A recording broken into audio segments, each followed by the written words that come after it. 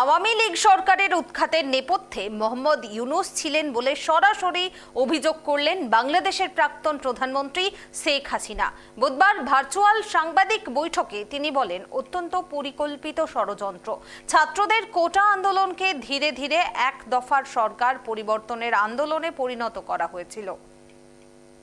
Mohammad Yunus himself said this was a meticulously designed movement led by a mastermind.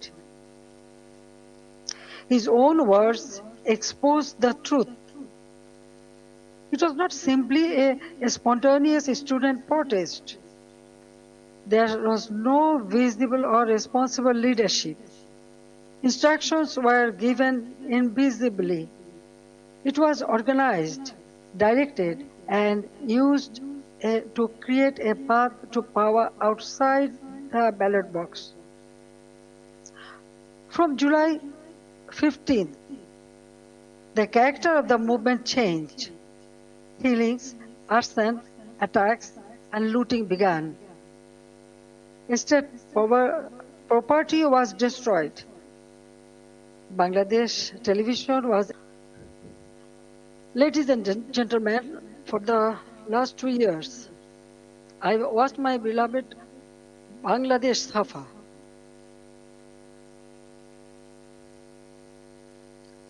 Fear has entered homes, workplaces, and campuses. This is not the Bangladesh we built. This is not the Bangladesh for which 3 million people sacrificed their lives in 1971.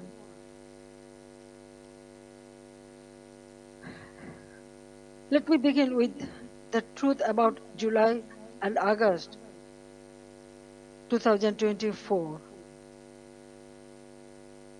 It was not a peaceful student movement. From the beginning, my government tried to resolve the issue peacefully through dialogue, legal process, and patience. But behind the language of reform,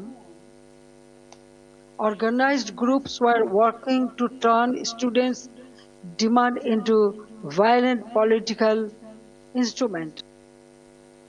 কোটা আন্দোলনের মাধ্যমে আওয়ামী লীগ সরকারের পতন ঘটেছিল, আর এই আন্দোলনের পেছনে মোহাম্মদ ইউনূস ছিলেন বলে সরাসরি অভিযোগ করলেন বাংলাদেশের প্রাক্তন প্রধানমন্ত্রী শেখ হাসিনা।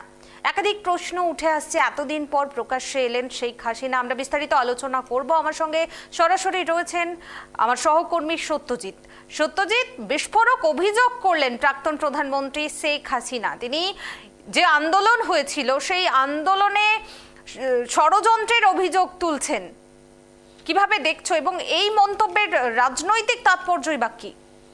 দেখো, খুবই গুরুত্বপূর্ণ। তখন আজকে যেই দিন শেখ হাসিনা বক্তব্যটা রাখলেন, আজকে 5ই আগস্ট, তুমি জানো 2024 সালে 5ই আগস্ট, এই 5ই আগস্টে কিন্তু দেশ ছাড়তে হচ্ছিল শেখ হাসিনা। অর্থাৎ একসময় যখন প্রধানমন্ত্রী পদ ছিল, সেই প্রধানমন্ত্রী পদ থেকে সরাসরি দেশচ্যুত হয়েছিলেন শেখ হাসিনা। ফলে স্বাভাবিকভাবেই ভেতরে অনেক আক্ষেপ, অনেক অভিমান রয়েছে, এবং সেটাই কিন্তু তুলে ধরলেন বাংলাদেশের মানুষের সামনে, বা বলতে পারি সারা বিশ্বের সামনে।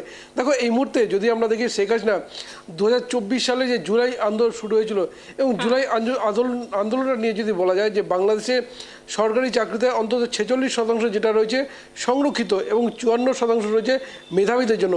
এবং সেই নিয়ে কিন্তু ছাত্রছাত্রীদের মধ্যে একটা বিক্ষোভ ছিল। তার কারণ বঙ্গবন্ধু শেখ মুজিবুর রহমান 1971 সালে যখন বাংলাদেশ স্বাধীন হয়, সেই সময় 30% সংরক্ষণে ঘোষণা করেছেন মুক্তিযোদ্ধাদের জন্য। অর্থাৎ তারপর থেকেই মুক্তিযোদ্ধাদের পরিবারের লোকজন চাকরি পেয়ে আসছে। ফলে এটা নিয়ে কিন্তু মানুষের, বলতে পারে যুব সমাজের মধ্যে, শিক্ষিত বেকার যুবকদের মধ্যে একটা ক্ষোভ ছিল, এবং সেই ক্ষোভকে হাতিয়ার করেই 2024 সালে জুলাই আন্দোলন শুরু হয়। এবং সেই জুলাই আন্দোলন যখন হিংসাত্মক রূপ নিচ্ছে, যখন একের পর এক সরকারি দপ্তরে ভাঙচুর চলছে, সেই সময় শেখ হাসিনার যে মন্তব্য, সেই মন্তব্যকে বলা চলে আগুনে ঘি ঢেলেছিল। সে সময় তিনি বলেছিলেন যে মুক্তিযোদ্ধাদের, অর্থাৎ সরকারি চাকরি মুক্তিযোদ্ধাদের নাতিপুতিরা পাবে নাকি রাজাকারদের নাতিপুতিরা। তুমি জানো, রাজাকার বলতে কিন্তু বাংলাদেশের সবচেয়ে ঘৃণ্য একটা প্রজাতিকে বলা হয়, যারা 1971-এর মুক্তিযুদ্ধের সময় পাকিস্তানি সেনাকে সাপোর্ট করেছিল। ফলে তার এই যে মন্তব্য, সেই মন্তব্যটাকে বলা যেতে পারে কোথাও যেন ব্যঙ্গ বিদ্রুপ করা হয় বা অন্যভাবে প্রচার করা হয়, যেখানে সামনে আসে যে অর্থাৎ ছাত্রদের পক্ষ থেকে স্লোগান তোলা হয় যে চেয়েছিলাম অধিকার, হয়ে গেলাম রাজাকার। এই যে মন্তব্য, সেই মন্তব্যটা কোথাও যেন আগুনে ঘি পড়ে। তারপরেই বিক্ষোভ ভয়াবহ আকার নেয় এবং বিক্ষোভ এতটাই হিংসাত্মক হয়ে ওঠে যে সুপ্রিম কোর্টকে হস্তক্ষেপ করতে হয় এবং সুপ্রিম কোর্টের হস্তক্ষেপ পরেও কিন্তু বিক্ষোভ থামেনি। দেখা যায় 2024 সালে, যার ফলে শেখ হাসিনা দেশ ছাড়তে হয় এবং সেই দেশ ছাড়ার পর তিনি দীর্ঘদিন 2 বছর ধরে ভারতে রয়েছেন এবং কখনো নানা ক্ষেত্রে অডিও বার্তা কিন্তু তার দলের অর্থাৎ আওয়ামী লীগ নেতাকর্মীদের উদ্দেশ্যে দিয়েছেন।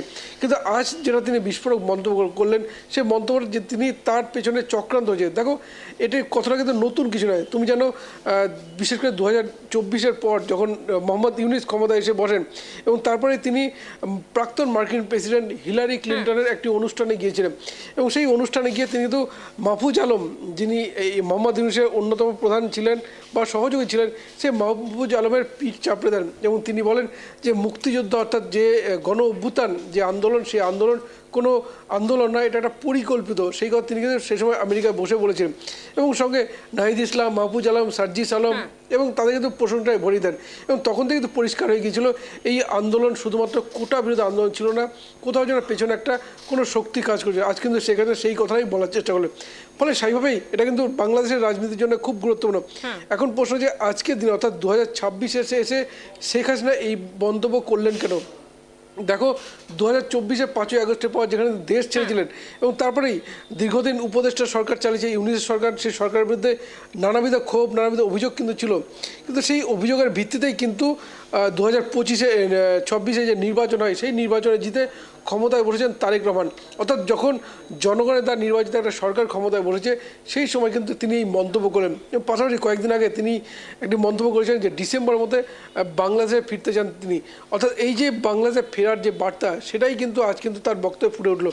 অর্থাৎ বলতে পারো যে 2026-এ 5ই আগস্ট যে শেখ হাসিনা দেশ ছেড়েছে 2024-এ, আজকে 2026-এ এসে তিনি সেই কথাই বললেন যে ইউনিসের বিরুদ্ধে, অর্থাৎ তার বিরুদ্ধে যে কোটা বিরুদ্ধে আন্দোলন, এটা আন্দোলন ছিল না, এটা যে পরিকল্পিত ছিল তা কিন্তু স্পষ্ট। সত্যজিৎ, আর একটা প্রশ্ন, এই যে শেখ হাসিনার এমন মন্তব্য যে এই কোটা বিরোধী আন্দোলন পরিকল্পনা ছিল এবং তিনি ষড়যন্ত্রের অভিযোগ করছেন, মোহাম্মদ ইউনুসের দিকে আঙুল তুলছেন, বাংলাদেশে বর্তমান যে পরিস্থিতি রয়েছে, রাজনৈতিক যে বর্তমান পরিস্থিতি, তার উপরে কতটা প্রভাব পড়বে শেখ হাসিনার এই মন্তব্য?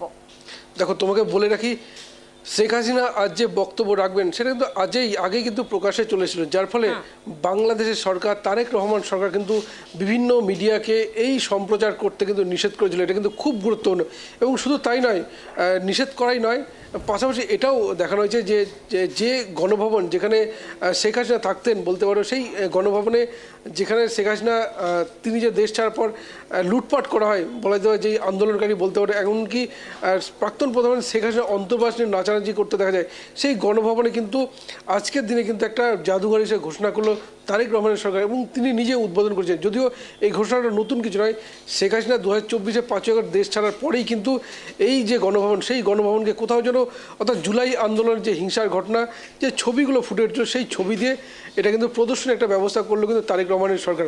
ফলে সেইভাবে শেখ হাসিনা যেখানে ডিসেম্বরে বাংলাদেশে ফেরার কথা বলছেন এবং সেই জায়গায় দাঁড়িয়ে তার আজকের বক্তব্যের সেই দিনটাকেই কিন্তু তারেক রহমান নতুন একটা রাজনৈতিক চাল দিলেন বাংলাদেশে। ফলে সেটা কিন্তু খুব গুরুত্বপূর্ণ। একদিকে যখন শেখ হাসিনা তার এই মন্তব্য করছেন যে বাংলাদেশের শেখ হাসিনা তার মন্তব্য সম্প্রচার করা যাবে না, ঠিক পাশে সেই দিনই অর্থাৎ 5ই আগস্টেই জুলাই আন্দোলন যে হিংসার ঘটনা, সেই ছবিগুলো তিনি কিন্তু প্রদর্শনী ঘোষণা করলেন। ফলে এটাও কিন্তু খুব গুরুত্ব। এবং পাশাপাশি তোমাকে বলে রাখি, যখন মিডিয়া যদি বন্ধ থাকে, সরকারি নির্দেশিকা মেনে যে কোনো নিষিদ্ধ, কারণ আওয়ামী লীগ বাংলাদেশে নিষিদ্ধ, এখনও কোনো নির্বাচন লড়ার কিন্তু অধিকার নেই এবং সেই জায়গা দাঁড়িয়ে তাদের সম্প্রচার সরকার চাইলে বন্ধ করতে পারে, সেটাই হয়েছে।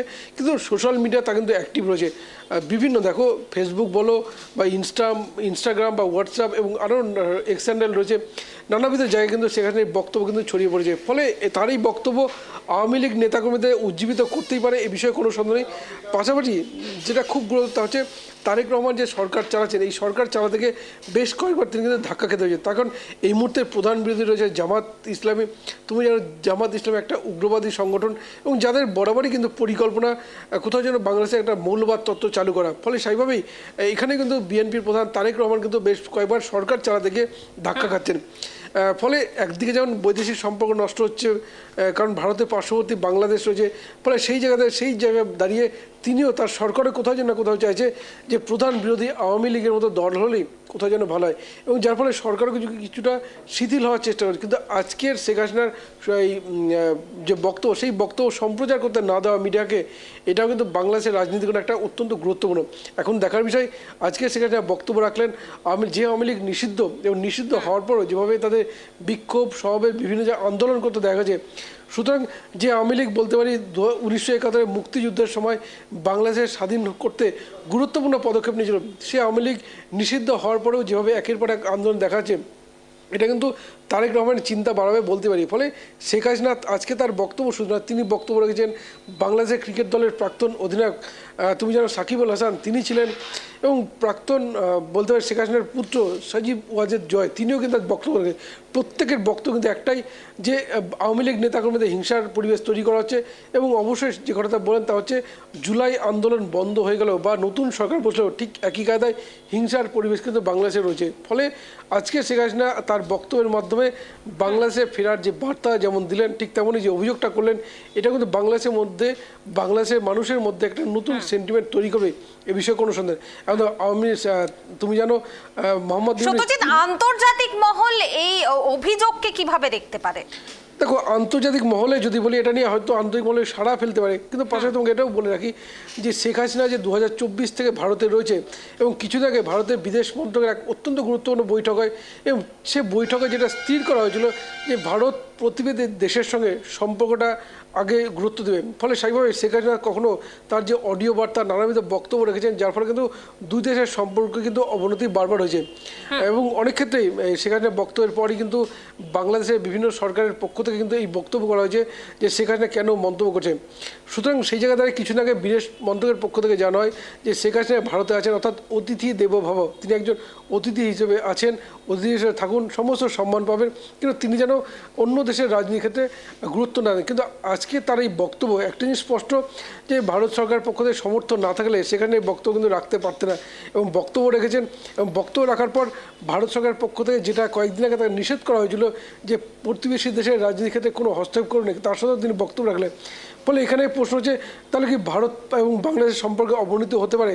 তার সম্ভাবনা যথেষ্ট কম। তুমি জানো বাংলাদেশ যেটা চাইছে তা হচ্ছে তিস্তা চুক্তি, সেই তিস্তা চুক্তি চীনের সাথে করার পরিকল্পনা নিয়েছিল বাংলাদেশ, কিন্তু সেখানে চীন কিন্তু খুব গুরুত্বপূর্ণ একটা ভূমিকা নিয়েছে, কারণ বাংলাদেশের সঙ্গে ইউনিট সরকার আমলে আমেরিকার সঙ্গে সাম্প্রতিক যে কয়েকটি চুক্তি হয়েছে, তার মধ্যে সেন্ট মার্টিন দ্বীপ আমেরিকার হাতে তুলে দেওয়া, ফলে স্বাভাবিকভাবেই চীন কিন্তু এই তিস্তা চুক্তিতে আগ্রহ দেখাননি, আর আগ্রহ দেখাননি বলেই কিন্তু বলা যায় বাংলাদেশ বুঝতে পেরেছে যে তিস্তার জল তাদেরকে পেতে গেলে ভারত এখানে সবচেয়ে গুরুত্বপূর্ণ। ফলে বাংলাদেশ সেই জায়গা থেকে সরে এসছে, সরে আসা শুধু নয়, তারপরে কিন্তু ভারতে আসার জন্য তারেক রহমান বারবার আবেদন করেছে, যার ফলে আগামী সেপ্টেম্বরে কিন্তু তারেক রহমানের ভারতে আসার কথা রয়েছে।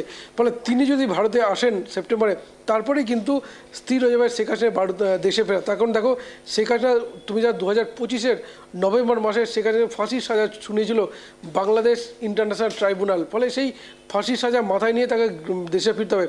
এবং এখানে কূটনৈতিক দিক থেকে ভারত যেটা গুরুত্বপূর্ণ ভূমিকা পালন করতে হবে তা হচ্ছে, যেহেতু সেখানে দেশে ফিরবেন, তাহলে ফাঁসির সাজা সরাসরি কার্যকর না করে অন্তত আইনের পথে চলুক। কারণ শেখ হাসিনা যখন ফাঁসির সাজা শোনানো হয়েছিল, বিচার ব্যবস্থায় বলা হয়েছিল তিনি গণহত্যাকারী, দেশ থেকে পলাতক, কিন্তু তিনি যখন দেশে ফিরবেন তাহলে তার গা থেকে কিন্তু পলাতক যে দাগটা তা কিন্তু মুছে যাবে।